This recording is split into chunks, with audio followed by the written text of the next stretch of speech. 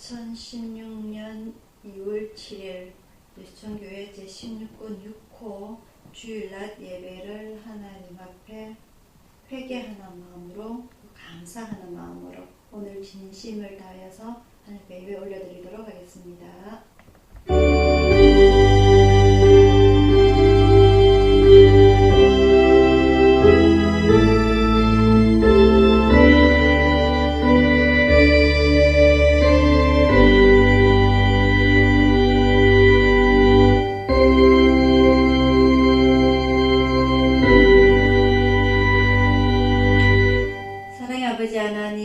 아버지 하나님의 은혜를 진심으로 감사를 드립니다.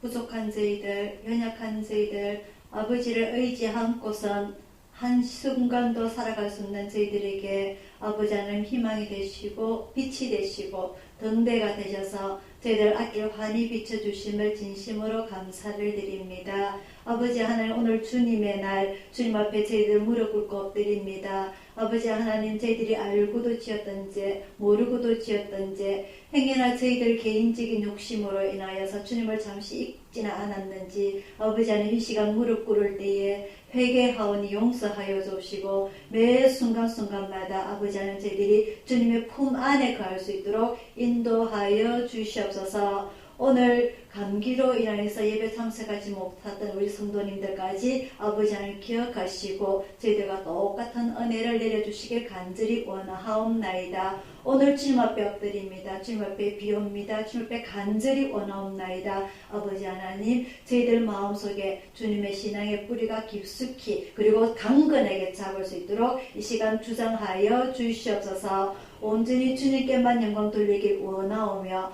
감사드리고 예수님 이름으로 기도드리옵나이다. 아멘. 찬송가 40장입니다.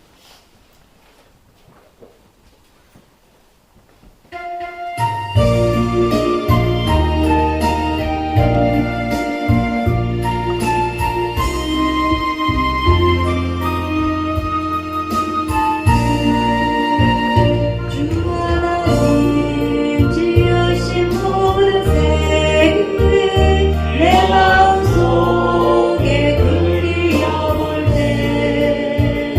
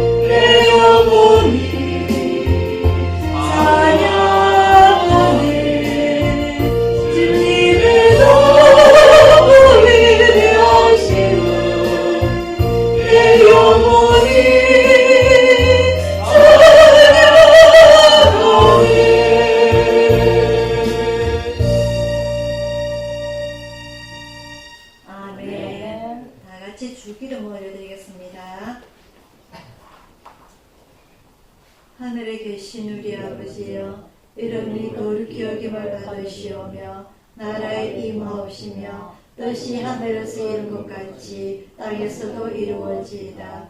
오늘날 우리에게 일용할 양식을 주옵시고 우리가 우리에게 죄진 자를 사하여 준 것 같이 우리 죄를 사하여 주옵시고 우리를 시험에 들게 하지 마옵시고 다만 악에서 구하옵소서. 내게 나라와 근세와 영광이 아버지께 영원히 사옵나이다. 아멘. 교동문 41번입니다.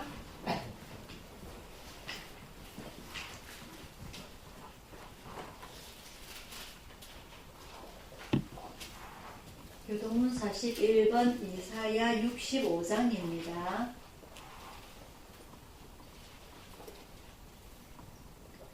같이 교독하시겠습니다. 보라, 내가 새 하늘과 새 땅을 창조하나니 이전 것은 기억되거나 마음에 생각나지 않을 것이다.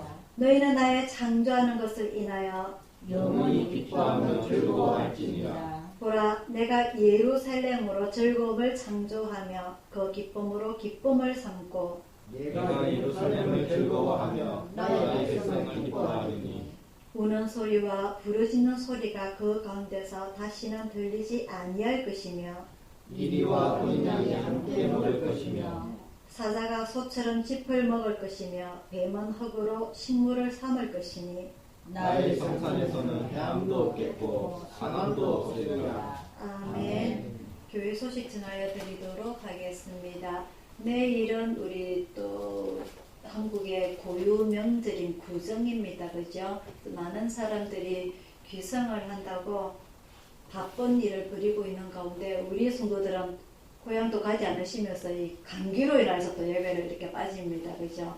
큰 교회는 이 명절만 되면 다 빠져나가고 정말 주일날 판사네요. 예배를 몇 명 안 드리고 그러는데 우리 교회는 그래도 그나마 많은 분들이 참석하시는데 오늘은 또 아프셔가지고 또 여러분이 또 빠지시네요. 그랬던 오늘 우리 적은 숫자지만 우리 가족들 이 감기에 지금 이제 겨울이 한파가 끝나고 이제 날씨가 조금 온도가 올라가니까 또 조금 방심하게 되거든요. 우리 몸들이 이때 몸을 따뜻하게 하시고 따뜻함을 많이 드시고 해서 감기 걸리지 않도록 여러분들 건강에 유의하시기를 바랍니다. 오늘 오후부터 이제 온도가 올라간다고 하니까 이제 정말 추운 시기는 지나간 것 같고요. 그죠? 이제는 따뜻한 날씨가 올 것 같습니다. 여러분들 올겨울 잘 이겨내 주셔서 진심으로 감사를 드립니다. 자, 찬송가 336장 부르시면서 중요하신 헌금 할때 올려드리도록 하겠습니다.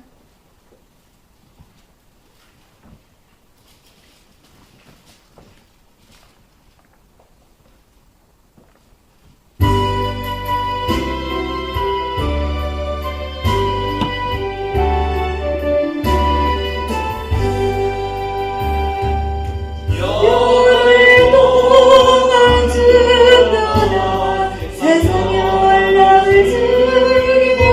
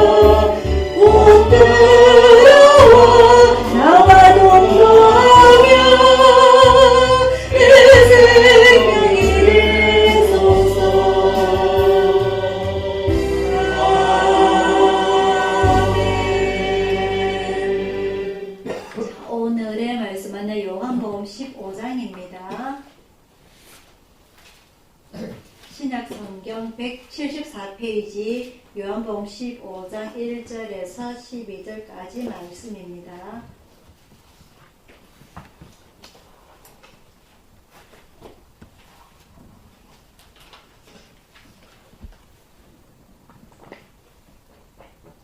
요한복음 15장 1절부터 12절까지 말씀 한 절씩 교독하도록 하겠습니다.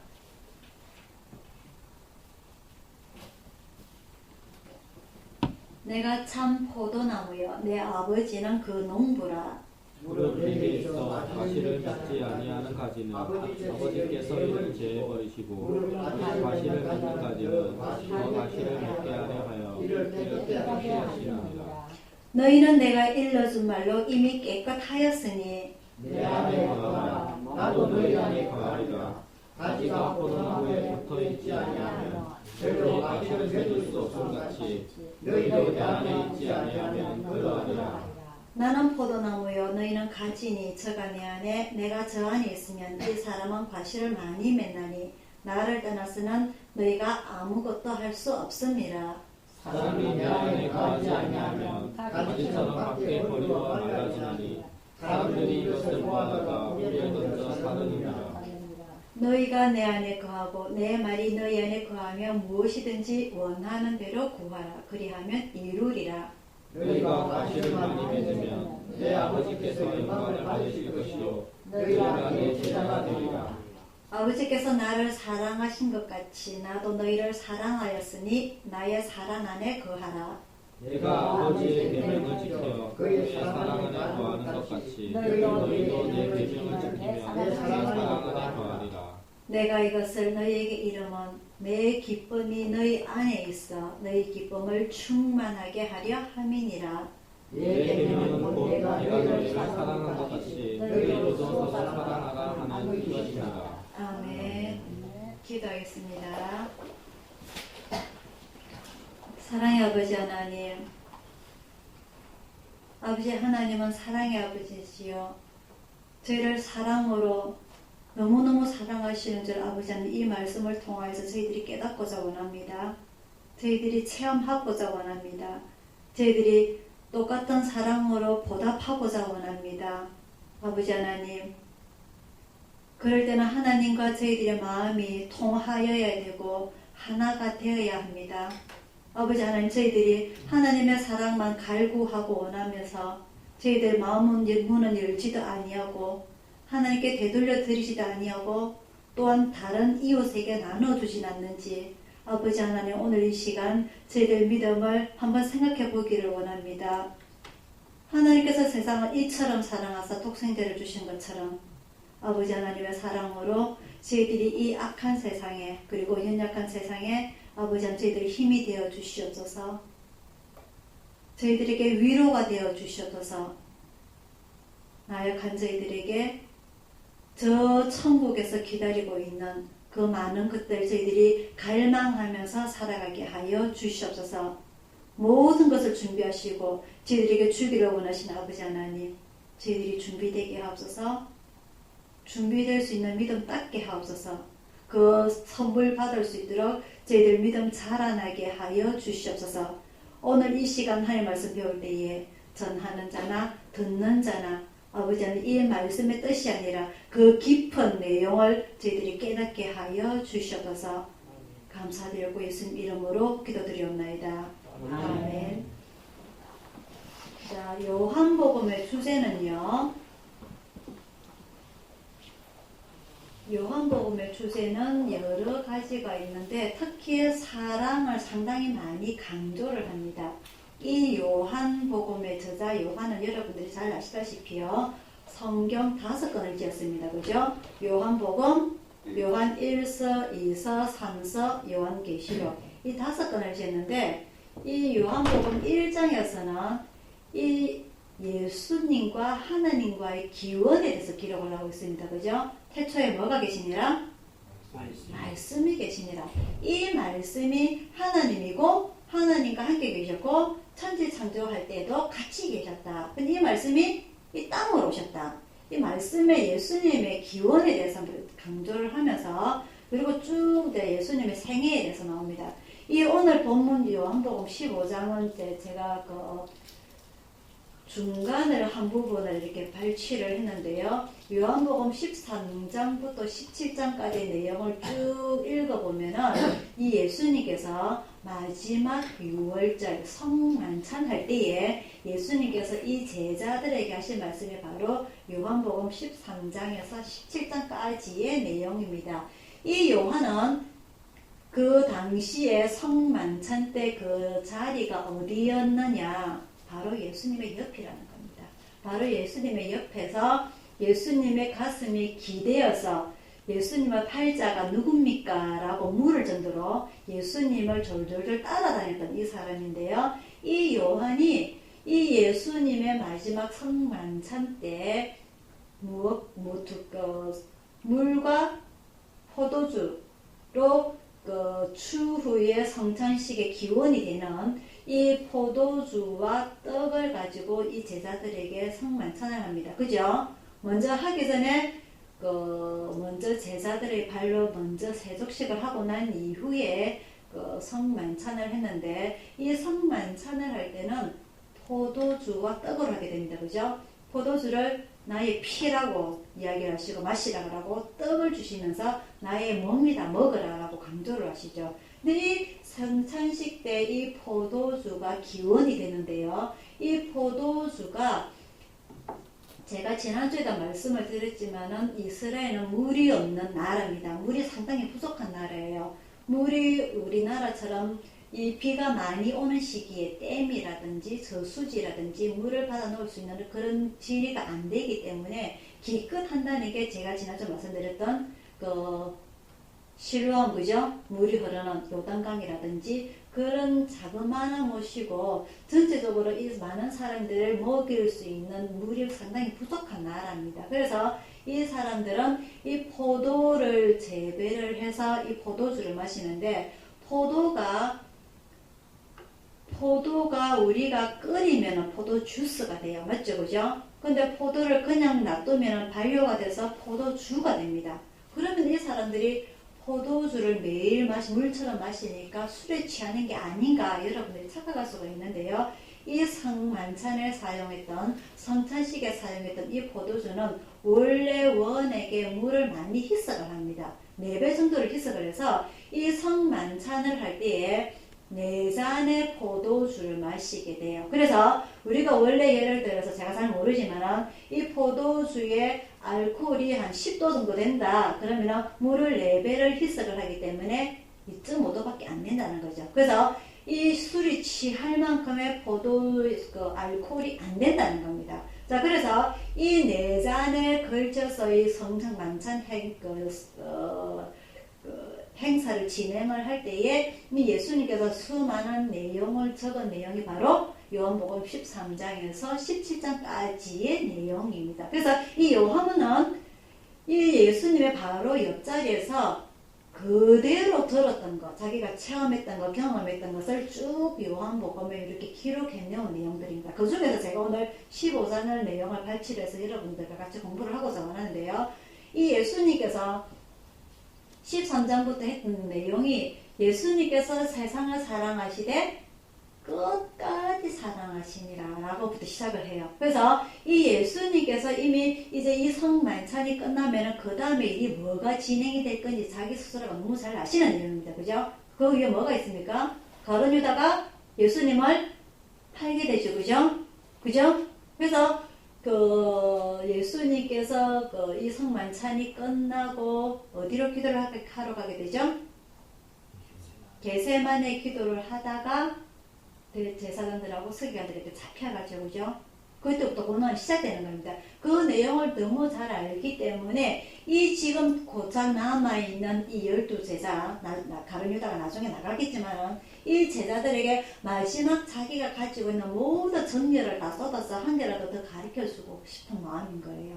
그래서 이 13장부터 쭉 내오는 내용이 내가 너희를 너무너무 사랑하지만은 나는 너희들과 헤어져야 된다. 그래서 앞으로 내가 없을 때에 너희들이 앞으로 어떻게 살아가야 할 것인가를 미리 이야기해 주는 겁니다. 가령 우리 부모님이 돌아가실 때 자식들 때 유언하는 거랑 똑같죠. 집 문서가 어디에 있고 땅 문서가 어디에 있고 똑같은 내용입니다.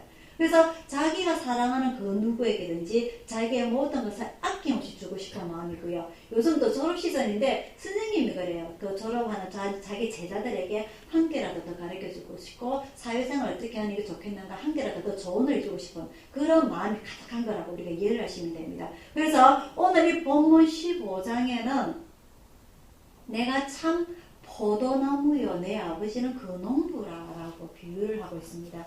이 포도나무를 예수님께서 비유를 참 많이 하시는데요. 우리가 전에 누가복음에서 이야기를 했을 적에 그 마가복음에서죠. 예수님께서 그 포도원 주인으로서 하루에 5차례를 나가서 품꾼을 데려다가 쓰는 거라든지 예수님께서 이 포도에 대해서 억수로 많은 비유를 하시는데 이 그런 포도가 어디서부터 기원돼서 이 포도주가 사용이 됐는가에 대해서 먼저 말씀을 드리고자 합니다. 이 포도는요. 이 이스라엘 백성들이 출애굽해서 광야에서 40년 동안 생활을 하고 난 뒤에 이 모세는 가나안에 들어가지 못합니다. 그죠? 그래서 그 후계자를 세워요. 누구를 세우죠? 요수아를 세우죠. 그죠? 자, 이 모세를 비롯한 이 수많은 이스라엘 백성들이 광야에 나와서 만 2년 만에 거의 가까이 와요. 그 가나안 쪽으로 가까이 와서 무엇을 보내느냐? 정탐꾼을 보냅니다. 몇 명? 12명 정탐꾼을 보내게 돼요. 그래서 12명의 정탐꾼이 갔다 와서 무슨 얘기를 하게 됩니까? 10명은? 너무 무섭다. 뭘 들고 옵니까? 손에? 포도를 들고 옵니다. 포도 한 나무를 들고 옵니까? 포도 한 송이가 크기가 얼마나 합니까? 작은 거는요, 요거만 하고요. 그 봉은 조금 더 크면 요 정도입니다. 근데 이 12명이 가서 포도 한 송이를 이만한 걸, 가지만한 걸 끌고 와요. 이 열매를 보니까 이 열매를 먹는 사람들은 거인일 거다. 이 거인들한테 우리가 가진 것은 아무것도 없고 전쟁할 수 있는 그 체력도 안 되고 힘도 없고 아무것도 기술도 없는데 우리가 거기에 가면 우리는 분명히 다 멸종할 것이다. 이래서 사람들이 무서워하게 되죠. 근데 단 2명만이 그래도 그렇다 하더라도 하나님께서 가라는 곳이기 때문에 우리는 가야 된다. 그 2명이 누굽니까? 요수와 갈렙이죠. 그죠? 그래서 이 많은 사람들이 이 10명의 말을 듣고 두려워서 광야를 빙빙 돕니다. 40년을 채우죠. 그죠? 자, 이 기원이 이 12명이 정탐한 곳이 어디다? 가나안입니다. 그 당시에. 그죠? 가나안에 가서 뭘 들고 왔다? 포도나무. 자, 그래서 우리가 생각을 해볼 때 이 가나안이라는 땅, 지금 이스라엘입니다. 이스라엘 땅, 그죠? 가나안 원주민을 쫓아내고 가나안을 이스라엘 세운 거잖아요. 맞죠? 그죠? 이 가나안에는 포도를 키우기에 재배하기에 가장 적합한 땅과 토지와 기후를 가지고 있는 곳이다. 이해가 됩니까? 근데 포도가 작은 것이 아니라 큰 포도들이, 정말 풍성한 포도들이 있는 곳이 바로 이 가나안이고, 이 가나안에 들어가게 되면은 포도를 풍성하게 먹을 수 있다는 이 사람들이 우리가 알 수가 있는 겁니다. 맞죠? 그죠? 맞습니까?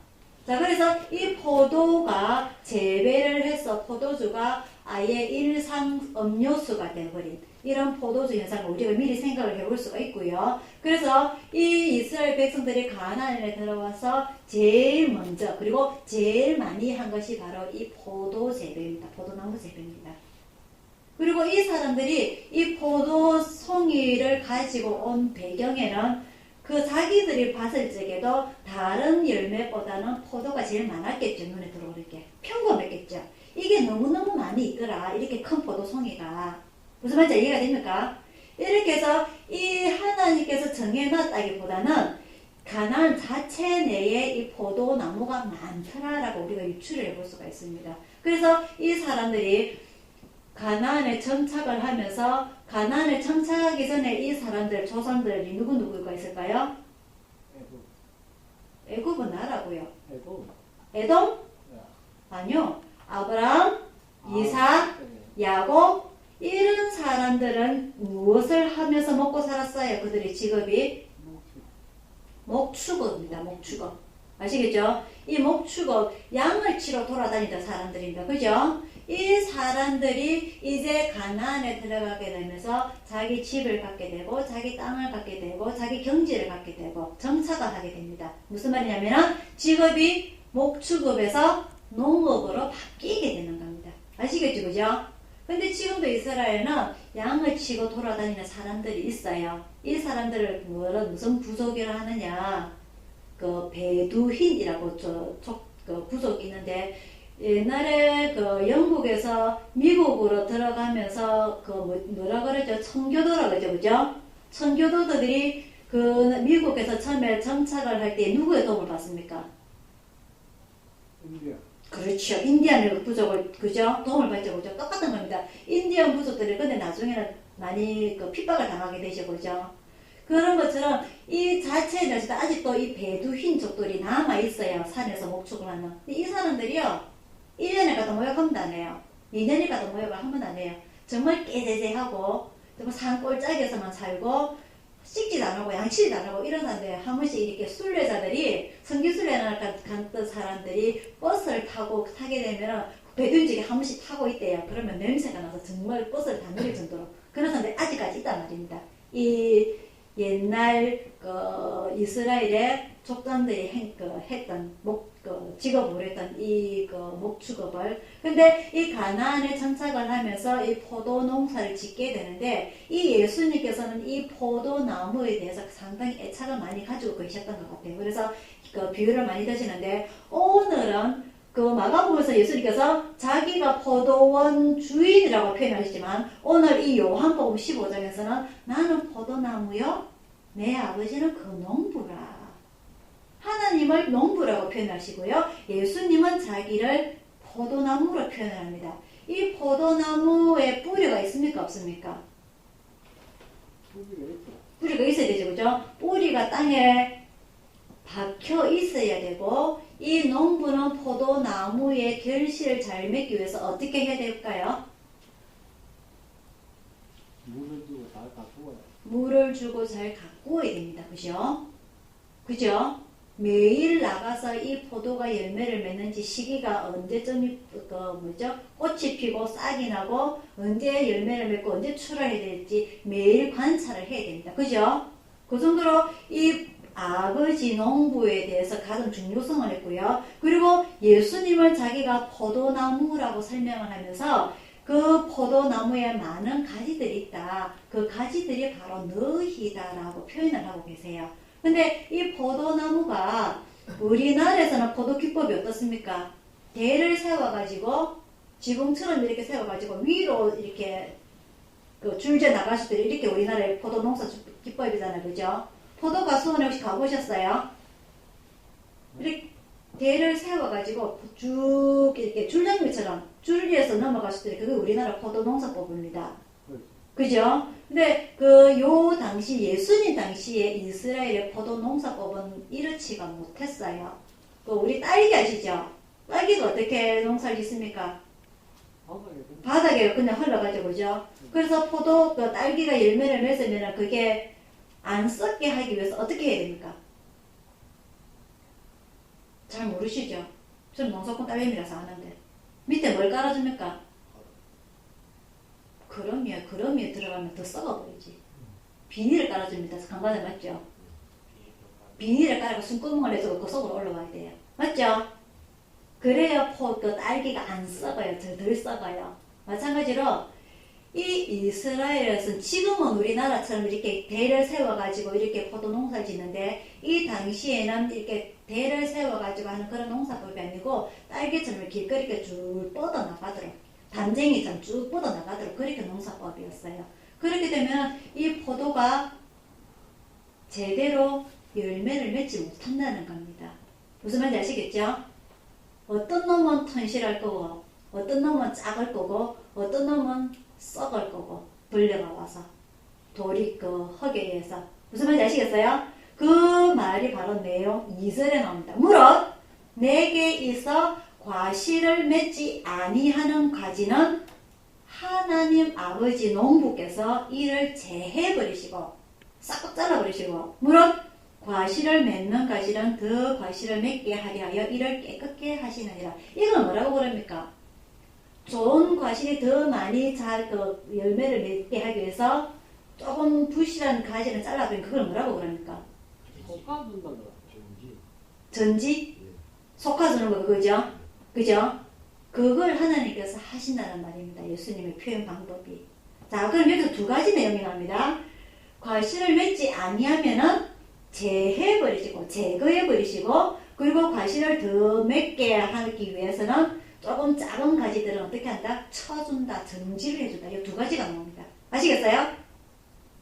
자, 그러면은 이 예수님께서는 자기는 포도나무요, 하나님은 그 농부요, 그 주변에 있는 포도나무에 붙어있는 가지는 자기 제자들, 자기 성도들, 이 세상 사람들이라고 표현을 하고 있는 겁니다. 이 많은 성도들이 예수님의 포도나무에 다 붙어 있어야 되는데 이 포도나무의 특징상 담쟁이 덩굴처럼 줄 퍼져나가는데 이 바로 가지에 바로 붙어 있는 포도송이는 튼실할 거란 말입니다. 맞죠? 그죠?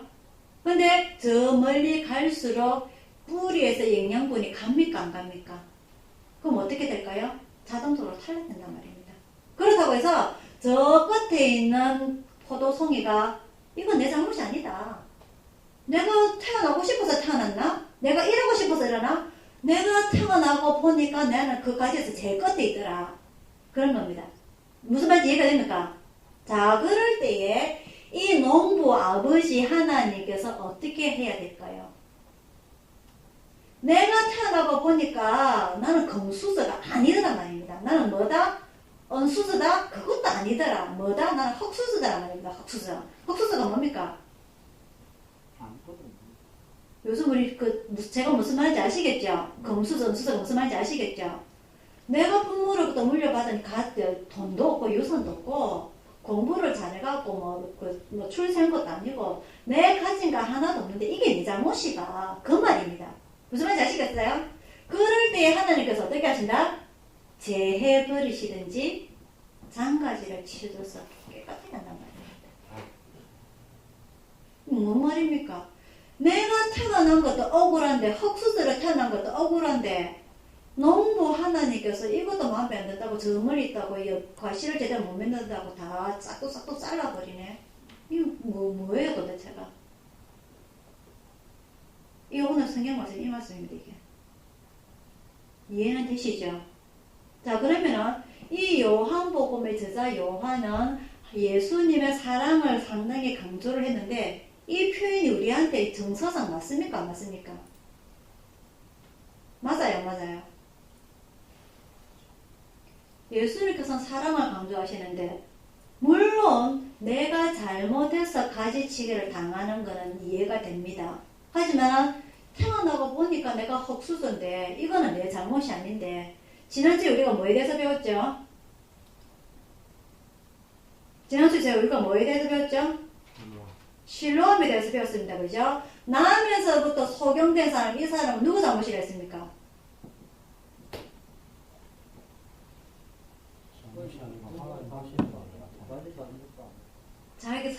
자기 잘못 아니고 부모님 잘못 아니고 하나님께서 일을 하시기 위해서 그죠? 그겁니다. 그거. 자, 그런데 하나님께서 일을 하셔야 되는데 어떻게 하실 것 같아요?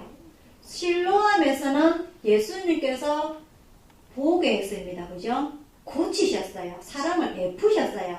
근데 오늘 15장에 보니까 다 잘라버리는 말입니다. 이게 예수님을 사랑하고 맞는 기준이 맞습니까? 안 맞습니까? 그럼 조금 차이가 있죠. 그죠? 자, 그래서 이 2절에 제해버리시고의 요 헬라 원어를 우리나라로 번역을 하니까 두 가지 뜻이 있어요. 두 가지 뜻이 있어요. 자, 하나는 말 그대로 제해다, 싹둑 잘라버리다 말 하나와 제거해버리다, 없애버리다 하나와 또 하나는 아까 제가 말씀을 드렸죠. 이 딸기가 썩지 않기 위해서 어떻게 한다? 비닐을 깐다. 근데 포도나무에 비닐을 못 까나요? 어떻게 해야 된다? 이스라엘은 뭐가 많다? 이스라엘에 뭐가 많다? 돌이 많다. 그 돌을 밑에 키워줍니다. 이 예수님 당시에 주후 30년입니다. 그죠? 지금처럼 농업 기술이 발전하지 않았을 때예요. 철도 많지 않고 쇠도 많지 않고 그렇기 때문에 기껏 농부들이 해줄 수 있는 것은 뭐다? 돌을 밑에 공가주는 겁니다. 넓은 돌을. 아시겠어요? 그러면 어떻게 됩니까? 땅에 직접 닿지 않기 때문에 과실을 맺을 수 있다는 겁니다. 이해가 됩니까? 아멘. 이게 농부의 농사 짓는 방법입니까? 어떻습니까? 싹둑 잘라버리는 게 농사의 기법입니까? 조금이라도 열매를 더 맺을 수 있도록 돌봐주는 게 농부의 기술입니까? 후자죠, 그죠? 이 요한은 예수님의 말씀을 통해서 이 말씀을 하고 싶은 겁니다.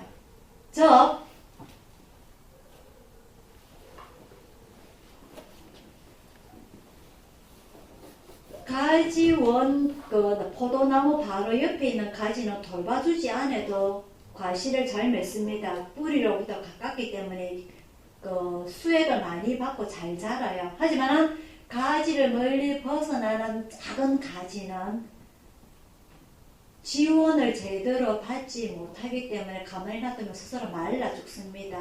그 중동 지방의 온도가 얼마라고요? 대낮에 40도입니다. 그죠? 그리고 이 포도는 여름 과실입니다. 여름 과실. 이때 바짝 타고 바로 말라 죽어요. 근데 이 농부가 할 수 있는 방법은 뭐다?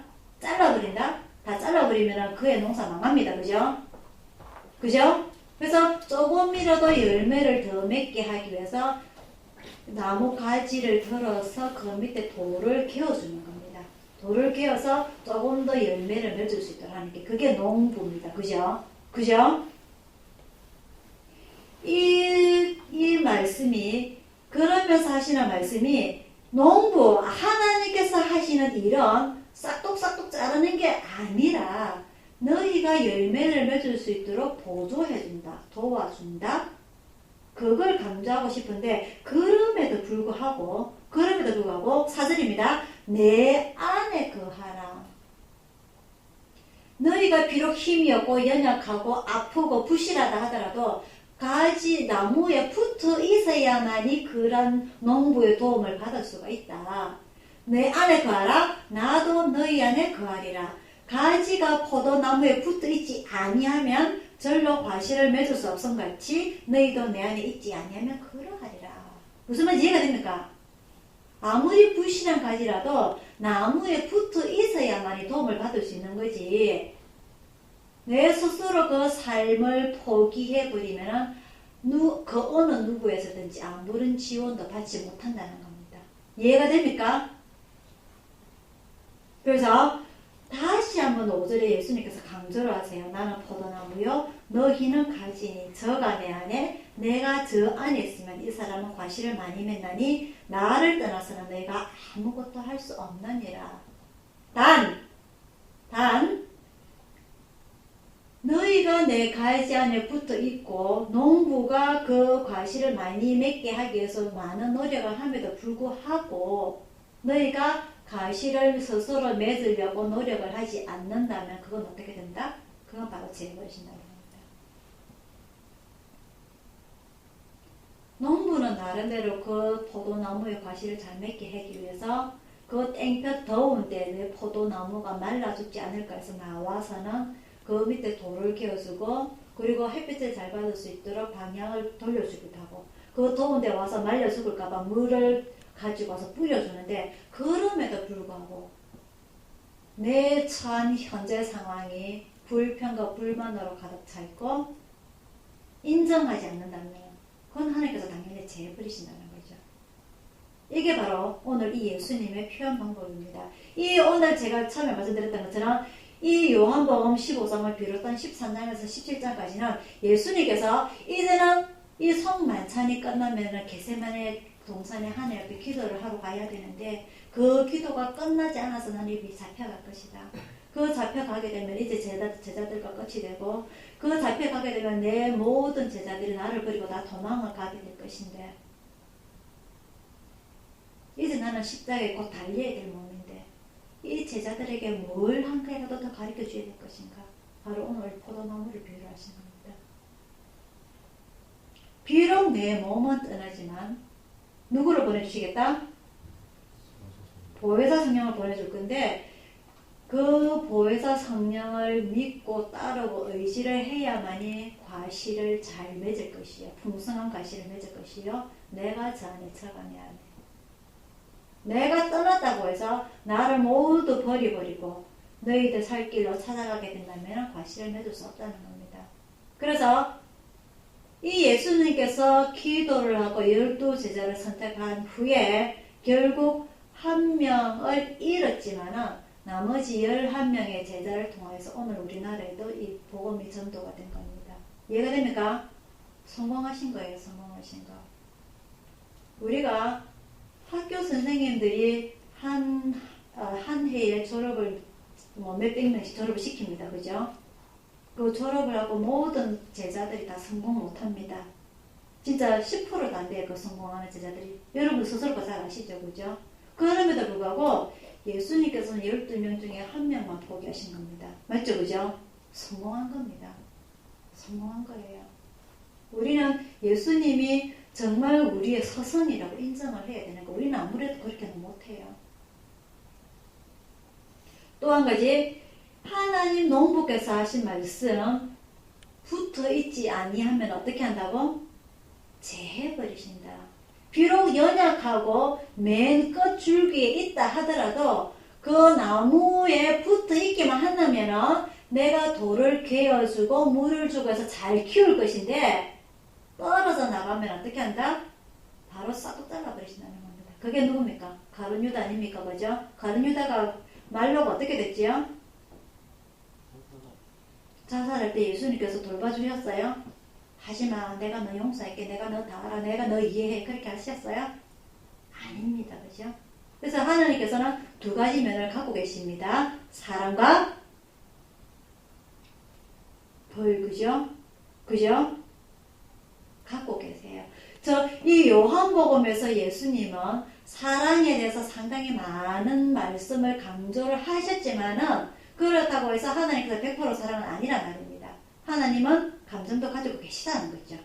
아시겠죠? 그죠? 그래서 내가 이 나무의 첫 번째 가지에 붙어 있든지 5번째 가지에 붙어 있든지 10번째 가지에 붙어 있든지 내가 붙어 있어야만이 내가 예수님 안에 예수님이 내 안에 있을 때에 아까 우리가 본문 읽었습니다. 무엇이든지 원하는 대로 구하라. 그러면 이루리라. 7절에 있습니다. 그게 되지만 그렇지 않고 떨어나가면 가룟 유다처럼 된다면 결국 그의 말로는 뭡니까? 뭐로 끝난다? 자살로 끝난다. 자살은 예수님께서 인정하지 않는 겁니다. 그죠? 그죠?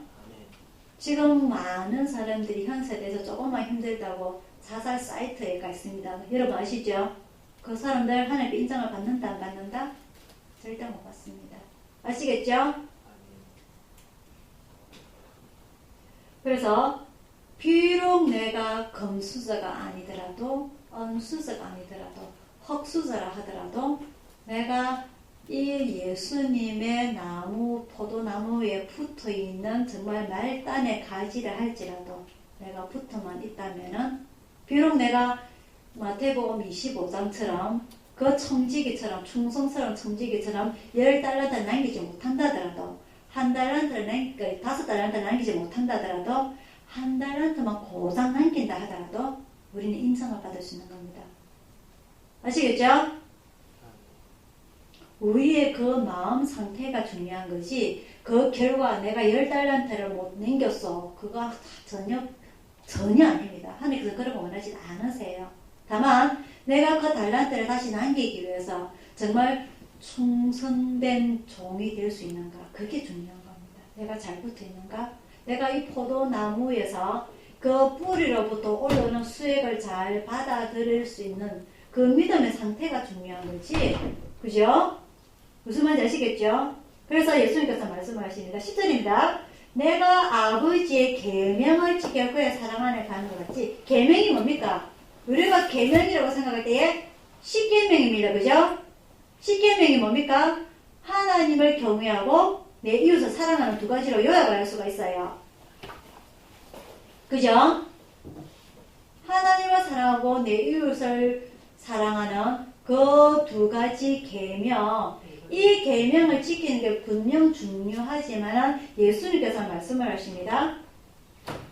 12절입니다. 내 계명은 곧 내가 너희를 사랑한 것 같이 너희도 서로 사랑하라 하는 이것이니라. 즉 가장 10계명도 중요하고 많은 율법도 중요하지만은 가장 중요한 계명은 뭐라고요? 사랑이라는 겁니다. 사랑. 자, 그럼 사랑은 고린도전서 13장에는 모든 것을 참고 모든 것을 인내하고 모든 것을 돌봐주는 게 바로 사랑이라고 하는데, 그죠? 이건 우리는 예수님처럼 따라가야 되는데 힘들다는 거죠, 그게. 그죠? 그래서 예수님께서는 이 세상을 사랑하시되 끝까지 사랑하신 이 예수님의 이 계명을 우리가 어떻게 해야 된다? 그 나무에 붙어 있다면 우리도 따라 실천을 해야 되는데 그런 사람들이 많지가 않다는 거죠. 우리가 그런 사람을 뭐라고 부르느냐? 후세대 사람들이 성인군자라고 부릅니다. 성인군자. 그죠? 이 성인군자라고 호칭을 받는 사람들이 몇 명이 없어요. 그죠? 그럼 나는 별거 아닌데 뭐. 나는 그냥 이대로 살다 죽을래. 그렇게 살기에는 우리가 흙수저로 태어난 것을 인정하고 산다는 거죠. 하지만 내가 비록 흙수저로 태어났다 할지언정 그 포도나무에서 떨어지지 아니하고 그 부족한 수액을 보충시켜줄 하나님 농부가 계시기 때문에 그 농부의 도움을 받는다면 나도 통실통실한 포도 과실을 맺을 수 있다는 겁니다. 아시겠죠? 한 송이에 내가 포도 열매를 5개를 맺을 수 있는 기본적인 내가 포도나무 가지라 할지라도 내가 그 한 개라도 수액을 더 빨아먹기 위해서 영을 쓴다면은 농부가 물을 주고 거름을 주고 그 밑에 돌을 끼워준다면은 나는 풍성한 포도송이로 자랄 수 있다는 겁니다. 무슨 말입니까? 누구든지 가능성이 있다는 거예요. 하지만 스스로 그것을 발전을 시키지 않으면 그대로 5개 송이밖에 안 되는 거고 스스로 준비를 하게 된다면 풍성한 포도송이를 만들 수 있다는 건 이게 바로 기독교의 진리입니다. 세상 사람들은 나 아무것도 안 돼. 나 아무것도 할 수 없더라고 없어라고 하지만은 자기의 노력과 그 농부의 노력이 합쳐진다면 풍성한 포도송이를 갖출 수 있습니다. 제가 어제 뉴스를 보는데요. 유대인의 교육 방식에 대해서 어떻게 공부를 가르치는가에 대해서 제가 읽었습니다. 여러분들이 잘 아시는 그 아인슈타인 아시죠? 아인슈타인이 뭘 만들었죠? 뭘 발견했죠? 그쵸. 상대성 이론, 그죠? 아인슈타인이 우리가 잘 알 때에 전 세계적으로 최고 머리가 좋다고 알고 있습니다. 그런데 아인슈타인이 죽고 난 뒤에 과학자들이 그 뇌를 조사를 해봤어요. 뇌를. 도대체 보통 사람들이 사용을 하고 있는 이 그 뇌에 우리가 모든 걸 기억을 하고 사고를 생각을 하고 모든 걸 판단하고 일을 하는 능력, 그죠? 그런 거를 따지고 봤을 적에 아마 아인슈타인은 보통 우리가 뇌에 대해서 5% 정도 우리가 사용을 한다고 그래요. 전체 뇌 속에서 우리가 활용하는 게 아인슈타인 아마 50% 좀 되지 않을까 해서 과학자들이 뇌를 죽고 난 이후에 조사를 했어요. 똑같다는 겁니다. 똑같이 5%를 사용했어요. 근데 왜 아인슈타인 머리가 좋고 우리는 머리가 나쁘냐 말이죠. 그게 바로 뭐냐? 그 부모님의 교육 방식에 있다는 겁니다. 아인슈타인은 유대인입니다. 유대인인데 어릴 때 너무 산만해서 학교에서 쫓겨나왔어요. 강제 뭡니까? 학교 그만두는 거. 강제 퇴학을 당했어요. 학교에서. 아인슈타인이. 도대체가. 학교 적응이 안 돼서. 그러면 그 부모 마음이 어떻겠어요? 애가 학교에서 이 애는 그만 보내서요. 도대체 다른 아이들하고 적응이 안 되고 다른 아이들까지 공부하는 것까지 방해를 합니다. 보내지 마세요. 부모 마음이 어떻겠어요? 근데 이 아인슈타인의 엄마가 뭐라고 아이를 교육을 시켰느냐? 절대 잔소리하지 아니하고 고함지르지 아니하고 너는 특별한 아이야. 너는 하나님께서 너를 위해서 뭔가를 하기에 네가 가지고 있는 재능이 있어. 넌 특별한 아이야. 넌 충분히 할 수 있어. 어떻게 했다? 북도도 줬단 말입니다. 그 포도송이가 잘 달릴 수 있도록 흙 밑에 돌을 개어줬단 말입니다. 물을 뿌려줬단 말입니다. 그래서 뭐가 됐다? 아인슈타인이 전 세계 최고 과학자가 됐습니다. 노벨상을 받을 수 있을 정도로. 아시겠죠? 우리나라에 최근 지금 안 좋은 기사가 뜹니다. 그죠? 초등학생 1명, 중학생 1명. 여러분 다 아시죠? 그 여중생의 아버지가 직업이 뭡니까? 그죠? 대학교 수업 못 가서 대학교 수업하라고 우리가 우리나라에 보통 신학교가 문교부에서 인정하는 신학교가 몇 개가 있어요. 뭐 장신대라든지 침신대라든지 학경 신학교가 몇 개가 있는데 요즘은 더 많이 발전했는데 한 5개도 될 겁니다. 우리 서울대처럼 나라에서 인정하는 대학교. 그 외에는 전부 각기 교단에서 인정하는 신학교 나와서 목사님들이 많이 돼요. 근데 제가 한번 말씀을 드리자면은 이 이스라엘 백성들이요. 주후 70년에 무슨 일이 있었냐면은 로마의 장군에서 예루살렘 성전이 완전히 멸망이 됐다 그랬습니다. 그죠? 그래서 사람들이 전부 다 흩어져요. 물론 제일 처음에는 바벨론으로 멸망할 때 포로로 갈 때 제일 먼저 흩어졌겠지만 이 수많은 사람들이 흩어져서 어디를 유럽으로 도망을 갔어요. 이 사람들이 유럽을 주로 가는 게 독일, 네덜란드 이런 쭉 유럽 쪽으로 흩어졌는데 독일에서 학살을 많이 당하죠. 누구한테 학살 당합니까? 히틀러한테 학살을 많이 당하죠. 그죠? 핍박 속에서 신앙이 자라납니다. 그래서 우리 지금 한국의 기독교에서 독일 신학이라면 전통 신학이라고 인정을 해요. 그래서 독일에서 신학을 공부를 하고 유학을 왔다 그러면은 뭐 아무것도 아닌데도 불구하고 떠봤답니다. 오, 제대로 공부를 하고 왔네. 미국보다. 근데 이제 독일이 조금 전통적이고요, 보수적이고요. 미국 쪽으로 가면 조금 이렇게 많이 뭐라고 문화가 좀 개방이 돼가지고 이게 생각하는 면들이 조금 차이가 나는데 독일에는 종교개혁이 누굽니까? 마틴 루트라든지 깔뱅이라든지 이런 종교 신학자들이 천주교에 반항을 해서 중세시대입니다. 천주교에 반항을 해서 종교개혁을 이렇게 1517년에 그때가 누구냐? 마틴 루터가 일어날 때 이때가 어디냐? 바로 독일이란 말입니다. 그래서 우리나라에서는 독일 신학이라면 상당히 우월하게 생각을 해요. 근데 이분이 독일을 유학을 하고 왔다는 겁니다. 그죠? 근데 이분이 한국에 오니까 어떻게 됩니까? 가정교육은 어떻게 됐다? 가정교육이 없는 게 아닙니다. 제가 조금 전에 아인슈타인이 엄마를 비유를 드렸죠. 아인슈타인은 학교에서 너무너무 산만하고 집중력이 부족해서 학교에서 강제로 자학을 당했던 아이입니다. 우리나라 같으면 어떻게 하겠습니까? 초등학생 아버지 똑같이 되겠죠. 학교 안 보내고 어떻게 하겠어요? 홈스쿨링 한다고 집에서 키운다고. 결국 어떻게 됩니까? 근데 이 아인슈타인 엄마는 유대인입니다. 어떻게 키웠다? 너가 최고야. 넌 뭔가를 할 수 있어. 넌 할 수 있어. 이게 뭐다? 유대인의 교육 방식입니다. 그럼 왜 유대인의 교육 방식이 이렇게 나올 수 있느냐?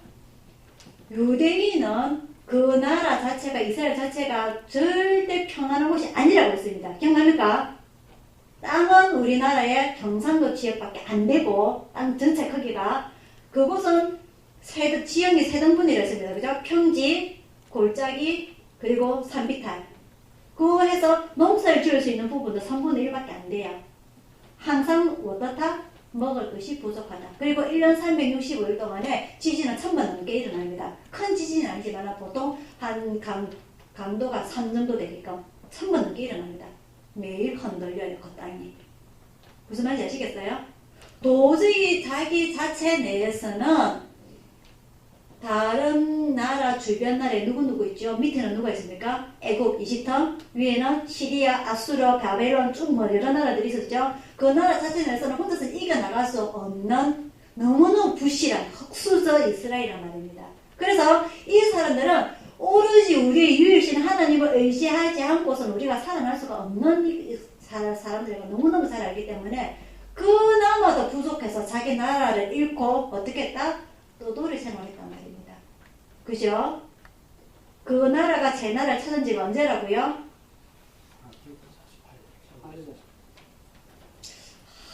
공부 효과 나타난다니까. 얼마 안 됩니다. 1948년. 우리나라가 1945년 그죠? 얼마 안 돼요. 자기 나라를 찾은 지가. 그 소수의 인구들이 전 세계로 흩어져서 자기 나라를 독립시키기 위해서 되찾기 위해서 얼마나 영웅을 썼는지 결국 몇천 년 만에 찾았단 말입니다. 우리는 일제시대에 식민지 생활 몇 년 했어요? 36년 했죠. 우리는 이스라엘에 비하면 아무것도 아닙니다. 그 고생에. 그죠? 결국 찾았어요. 그 저력이 뭐냐. 그래서 이 이스라엘 백성들이 전 세계로 흩어져서 그 독일에 아니면 네덜란드에 다른 유럽 국가에서 지금 그 시리아 피난민들 인정받습니까? 못 받습니까? 제대로 자리를 찾아 집을 지을 수가 있습니까? 직장을 다닐 수가 있습니까? 어떻습니까? 맨날 도망 다니면서 그 사람들이 나름대로 터득하는 거 있단 말입니다. 뭐? 기술을 배워라. 기술을 배워라. 어디 가든지 기술만 있다면 너가 먹고 살 수 있으니까 부모님은 기술을 배우라고 그걸 세뇌 교육을 시켜요. 돈을 못 벌어도 공부를 못해도 기술을 배워라. 그래서 전 세계에 지금 돈을 좌지우지하는 사람이 누구냐? 유대인입니다. 그 페이스북 창시자가 누굽니까? 유대인입니다. 이 저커버그가 이번에 아이를 낳고 딸을 낳고 무슨 말을 공포를 했습니까? 자기 전 재산의 99%를 기부를 합니다. 99%. 엄청납니다. 뭘 위해서? 내 시대가 아닌 내 딸이 자라났을 때 그 시대는 조금 더 편안한 생활을 하기 위해서. 이게 유대인의 교육 방식이에요. 우리나라는 어떻습니까? 내가 항상 열심히 벌여가지고 내 자식한테 유산으로 넘겨줘야지. 그거 아닙니까? 내가 그 지금 고생하는 목적이 뭡니까? 내 자식 조금 더 편안하게 살려고. 근데 저거보고는 자기 딸한테 유산을 다 주는 게 아니라 99%를 사회 하늘에서 내 딸이 편안하게 살 수 있도록. 그게 유대인의 교육 방식이란 말입니다. 우리나라 사람들은요, 독일에 유학을 갔다 오더라도 우리나라 가정교육이 제대로 안 되는 거예요. 유대인을 어떻게 가르친다? 기술을 가르쳐서 어디든지 먹고 살 수 있어요. 그래서 이 사람들이요, 3D가 무슨 말입니까? 3D가 무슨 말입니까? 제일 험한 직장 말합니다. 그죠? 남들이 하지 않는 거. 그 험한 직장을 이 유대인들이 전 세계적으로 포로로 흩어져서 살면서 그런 일을 할 수밖에 없었어요. 그런 일을 하면서 그 밑바탕에서 깔아온 그 저력들이 지금 전 세계 돈을 좌지우지하고 있다는 말입니다. 그래서 이 땅 자체가 우리나라 경상도 땅밖에 되진 않지만은 이 이스라엘 미국이 어떻게 한다? 무시를 못한다는 겁니다. 아시겠어요? 이 유대인의 방식을, 교육 방식을 우리는 좀 배워야 됩니다. 우리나라 사람들은 무조건 안 돼! 하지 마! 너 그게 뭐야! 유대인은 어떻게 한다? 너는 특별해. 너는 특별해. 하나님께서 너만을 위한 특별한 계획이 있으셔. 그걸 네가 깨달으면 되는 거예요. 그걸 깨닫도록 할 수 있는 도와주는 게 부모의 역할이라는 겁니다. 이게 뭐다? 이게 뭐다? 내가 너에게 줄 수 있는 건 아무것도 없어. 내 유산 얘한테 줄 수 있는 건 아무것도 없어. 돈도 없어. 학력도 없어. 아무것도 없어. 하지만 하나님에 관한 신앙은 내가 너에게 줄 수가 있어. 이 유대인들은요, 만 3살 때부터 뭐죠? 책 이름이 뭡니까? 지혜 책 이름이 뭡니까? 탈무드를 읽게 합니다. 만 3살 때부터. 만 3살 때부터 탈무드를 읽게 하고요. 7살쯤 되면 세계 국어를 하는데, 세계 국어. 이스라엘어, 그 다음, 뭡니까? 헬라어죠, 그죠? 하고, 그 다음에 영어 기본이고, 그 다음에 주 하나 더. 7살에 3개국어를 가르칩니다. 우리나라는 뭡니까? 그죠? 따라가려면 우리 안 돼요. 그죠? 심리학자에 보니까 이스라엘의 큰 이유가 안식일 때문이에요. 그러니까 하나님만 안식일이라 일주일에 한 번씩은 가족을 만나고 대화를 한다. 그렇게 세계적으로 신비한 학습을 이스라엘에게 이렇게 강대국에 된 이유가 그 안식일 때문이다. 그 방식들은 여러 가지가 있는데요. 그건 제가 시간이 길기 때문에 그 생략을 하길래 교육 방식이 틀려요, 우리나라하고는. 우리나라에서는 밥상머리에서 애가 말하면 어떻게 합니까? 밥 먹을 때 조용히 해라. 어른이 그래요, 안 그래요? 예술이 아니라고. 이스라엘에서 그냥 밥 먹을 때 토론을 합니다. 너는 이걸 어떻게 생각해? 그럼 너는 이거 어떻게 할 거야? 스스로 생각하게끔 만들어요. 그게 우리나라의 차이점인데, 제가 말씀드리고 싶은 거는요, 이게 바로 이 교육 방식의 하나라도 못해서 하나님으로부터 기인이 된다는 말입니다. 이게 내가 하나님과의 신앙에 내가 이것을 예를 들어서 돈을 벌었을 때에 무엇을 위해 쓸 것인가, 누구를 위해서 쓸 것인가, 이 돈이 누구로부터 주어지는가, 그 방식을 가리킨다는 말입니다. 돈을 예로 들었을 때에. 그래서 이게 하나님부터 나에게 주신 거기 때문에 내가 하나님을 위해서 사용하는 거야 되고 내 이웃을 위해서 써야 되는 거고, 그 방식을 가리킨단 말입니다. 그래서 이 유대교에서의 이 가리키는 이 말씀, 이 예수님께서 말씀하신 거죠. 나는 포도나무요, 너희가 나에게, 내가 너 안에 붙어 있을 때만이 너희가 큰 기적을 이룰 수 있다. 그게 바로 아인슈타인 같은 그런 사람들이란 말입니다. 세상 사람들한테 아무도 인정을 받지 못했지만 결국 뭡니까? 후대로 봤을 때 최고의 과학자 아닙니까? 그죠? 그래서 오죽하면 사람들이 저 사람의 뇌는 아마 50% 활용을 할까 약간 뇌를 다 쪼개봤을까요? 하지만은 다른 사람과 똑같은 뇌 활용밖에 안 되더라는 겁니다. 똑같다는 겁니다. 우리가 아인슈타인과 틀리게 아무것도 없단 말입니다. 다만 사고방식이 틀리다는 거죠. 그래서 우리가 그 한국도 그렇고요, 미국도 그렇고요. 성경을 읽고 먼저 터득한 아이들이 학교에 가서도 공부도 잘합니다. 공부 잘하는 아이들이 신앙심이 좋은 건 아닌데요. 신앙심이 좋은 아이들은 학교에 가서도 사교성도 좋고 공부도 잘하더란 말입니다. 그걸 평균적으로 따져봤을 때에. 그만큼 이 성경이라는 것이 우리에게 많은 도움을 된다는 것, 우리 인생의 길이라는 것, 여러분들이 찾아가시기를 바랍니다. 저는 성경이 너무 어렵게 나와가지고 이 책속을 이렇게 보면 참 좋은 말을 읽으면 많은데 이게 이해하면 나도 이제 뭐 성경은 소설책이 아니기 때문에 한 번 듣고 이해를 못해요. 한 7년을 걸리는데 나도 이걸 이해하기 하다고 이거 해봤는데 저기 요새 한국 번역으로 해가 나오는 거 이것도 그건요, 내가 이 성경책을 이해를 하는 거고요. 이 하나님께서 무슨 의미로 이런 말씀하셨을까 그거는 이해를 못하는 겁니다. 그래서 그 하나님 그거는 1대1로 기도를 통해서 스스로 터득을 하셔야 돼요. 그건 사람이 주는 게 아니거든요. 네, 그건 뭐 좋은 목사님도 계시고 뭐 여러 사람도 있는데 그 이야기를 들어보면 그래서 제가 계속 성경을 읽으라는 겁니다. 여러분 스스로 하나님을 만나셔야 돼요. 여러분 스스로가. 다음 주에는 우리 많은 식구들이 모여서 다 같이 예배 드리려고 원하고요. 기도하겠습니다.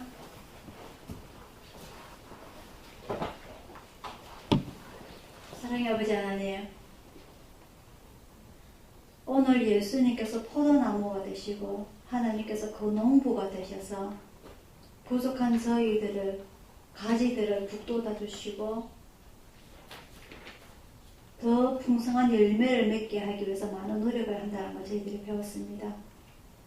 비록 저희들이 부족하지만 연약하지만 아버지 하나님 그 예수님의 포도나무에 붙어 있을 때에 저희가 풍성한 열매를 맺을 수 있다는 걸 배웠사오니 아버지 하나님 어떠한 일이 있더라도 우리 이 포도나무를 떨어질 수 없는 그런 강력한 믿음 저희들에게 허락하여 주옵소서.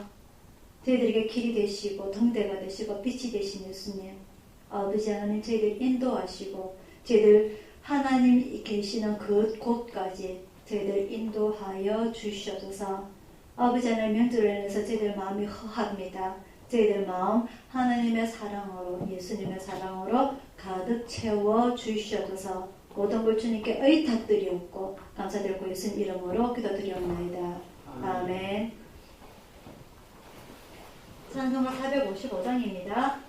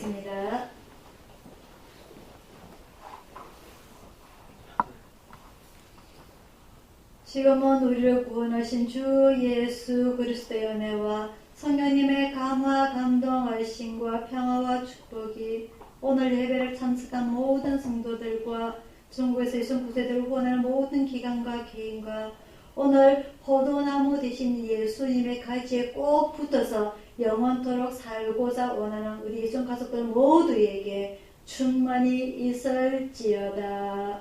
아멘.